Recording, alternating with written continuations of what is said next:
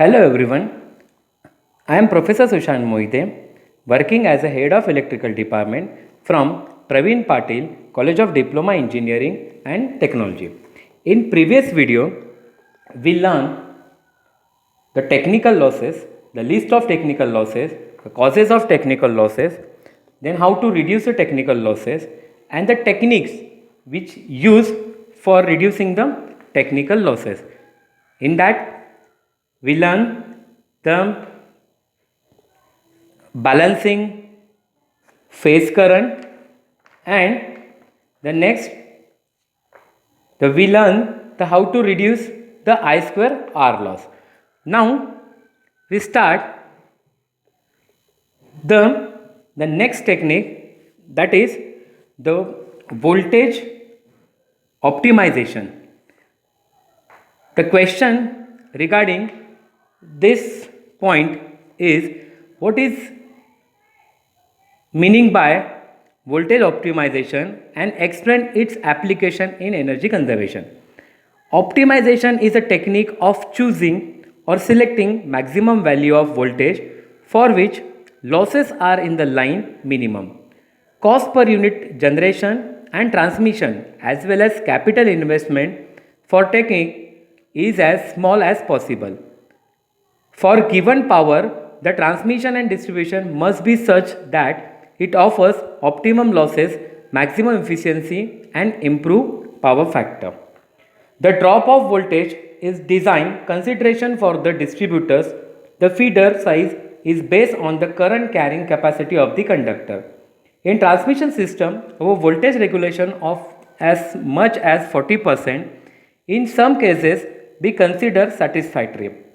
We are interested in the most economical method of working. The effect of increase in voltage is known to us.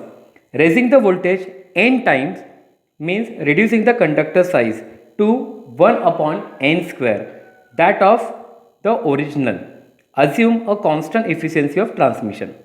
On the other hand, of a higher voltage involves higher cost of the system by way of increased insulation, switchgear and terminal apparatus. Thus, there is an optimum voltage of transmission for a particular system. The power to be considered, transmitted, voltage of generation and length of transmission line are assumed to be known.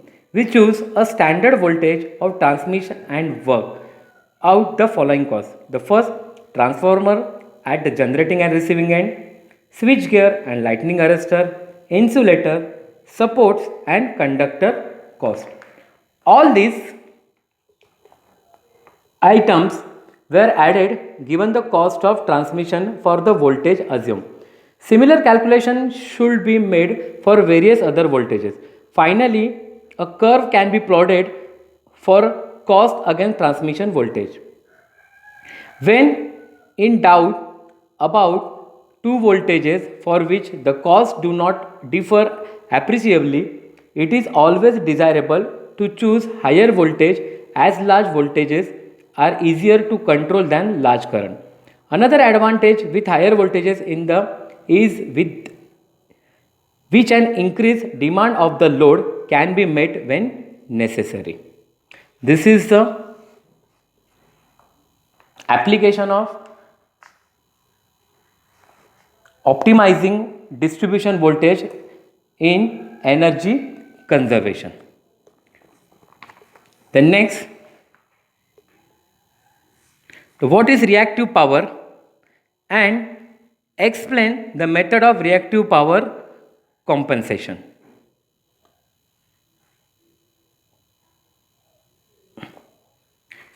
Reactive power is given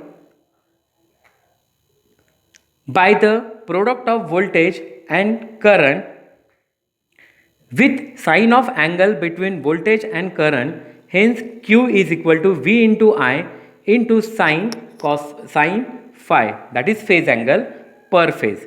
The reactive power component always reduces the active power handling capacity of generation and transmission line. Hence, it is necessary to compensate this power locally required by the load. The power generated at generating station is apparent power. When power flows through transmission is split two components which are P and Q, that is active power and reactive power. Where P is the active power which is actually needed by the load to do useful work. The Q is due to reactance of the transmission line. The component Q decreases the power factor of the line and power handling capacity increases. The increases in current through the line increases, the losses and efficiency of the line decreases. To increase transmission line efficiency, reactive power is compensated locally where it is required. There are two methods and location by which the reactive power compensation is given to the line. First, the static reactive power compensation, dynamic or rotary reactive power compensation, midpoint reactive power compensation, load end reactive power compensation. Power factor which is equal to cos phi. To make power factor unity must be 0. This is possible only if Q is 0. That is reactive power is 0. The method of reactive power compensation to make Q equal to 0 is called FACTS. That is flexible AC current transmission system. The another answer of this question is an overhead line when loaded fully absorb reactive power given by I square into X. I means current, line current, and X is the reactance, where I is the line current and X is the reactance of the line in ohm per phase. On light loads or at no load, the distributed shunt capacitance throughout the line become predominant and the line then supplies charging VAR, that is generates reactive power. It is given by V square omega into C, where V is the line voltage, omega is the system frequency in radians, and C is the line to earth capacitance. Cable generate reactive power. Generation of reactive power by the cable is due to various cable capacitance. The devices that supply reactive power at receiving end bus in transmission system or load bus in distribution system are called reactive power compensating devices. In addition to control voltage, the other effects of providing reactive power compensating devices at the load bus are reduction in supply side reactive burden, reduction of system copper loss due to reduction of reactive current, decrease in KVA loading of alternator, reduction in investment per kilowatt of load supply.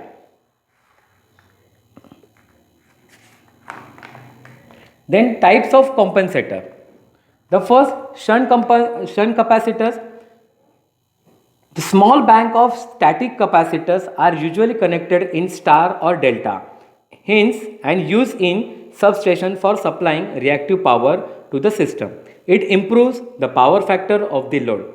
By supplying reactive power to the bus, it maintains its voltage profile. In transmission system, the static capacitor banks are often connected to the tertiary delta winding of the substation transformer. The next synchronous compensator, that is another name of this synchronous compensator is synchronous modifier. It is basically a synchronous motor running at no load. Depending on the value of excitation, it can absorb or generate reactive power. However, the losses in the motor are more, wear and tear is high. It offers much more flexibility in operation for all load conditions, that is lagging or leading. Hence, its use in high voltage transmission line helps in either absorption of reactive power or supply of reactive power under light loads or heavy loads condition respectively. Another advantage of this system includes improvement in system stability, reduction of the effect of sudden change in load arresting voltage, dips and supply of heavy amount of reactive power during short period. Moreover, the control is continuous. The disadvantages include high cost of installation, contribution of more short circuit current in the system, more loss and higher maintenance. The next type of compensator is series capacitor. Series capacitors are connected in series with the line conductor and hence reduce the net inductive reactance between the two ends of the line. It improves the voltage stable state and supplies reactive power to the receiving end such that voltage profile is maintained. In addition to this, due to net decrease of series inductive reactance, the steady state stability improves. Power transfer also increases and switch series capacitor can be used in order to improve transient stability. However, its use is limited except for extra high voltage system because of the following reason. The first, severe over voltage during line fault. Ferroresonance in series compensated lightly loaded line with transformer at the receiving end. Subsynchronous resonance with the electromechanical system of the turbine generator with the line causing high torsional stress. Economy is affected and its installation is not justified when the load reactive power requirement is small.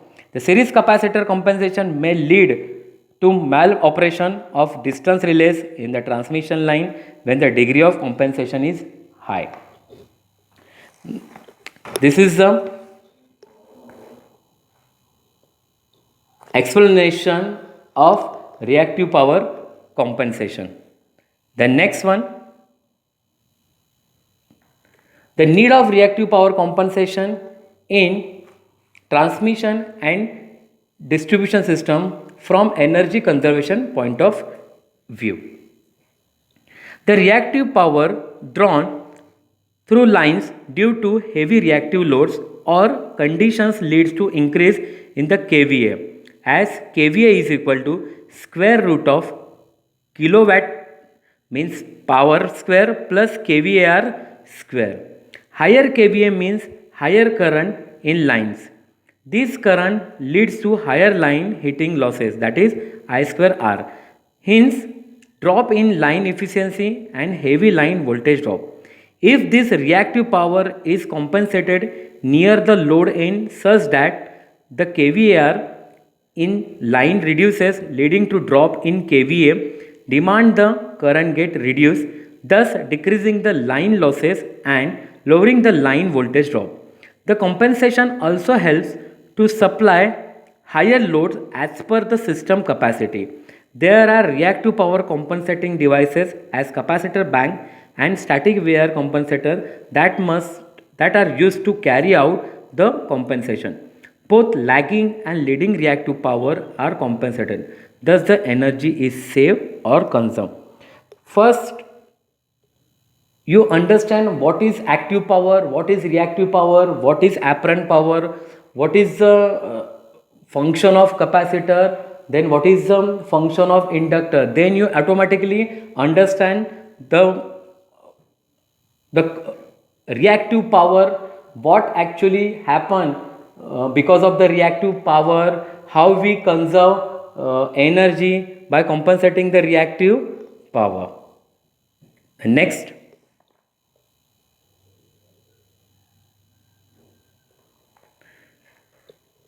energy efficient transformer are mainly used for conservation of energy in transmission and distribution. Why? You all of you know about the energy efficient transformer in unit number 2. Then what is the use of this transformer and how we conserve the energy by using energy efficient transformer in transmission and distribution system. Electrical transmission and distribution transformer are made of amorphous material core that provide excellent opportunity to conserve energy right from the installation. For energy conservation, the wastage of energy is avoided by reducing losses in the equipment and sustainable use of energy is adopted. Due to the use of latest technological advancement in design of energy efficient. Hence, energy efficient transformers are mainly used to conserve energy in transmission and distribution system. You all of you know the amorphous material we use as a core, we use in energy efficient transformer, and because of this material, because of this core, the losses occurs in energy efficient transformer is less as compared to standard transformer. That's why the energy efficient transformer mainly used at the time of transmission and distribution system. Next, the energy conservation technique to minimize the copper loss in transmission and distribution. This loss depends on current and resistance. This loss means copper loss, okay, which is depends on the current and resistance, that is I square into R. By reducing these parameters, copper loss can be reduced. The current in the transmission line can be reduced by increasing the voltage, that when we generate the voltage and when we transmit the voltage at the time of transmission, that's why we increase the voltage for reducing the current, and whereas in distribution current is decreased by improving the power factor.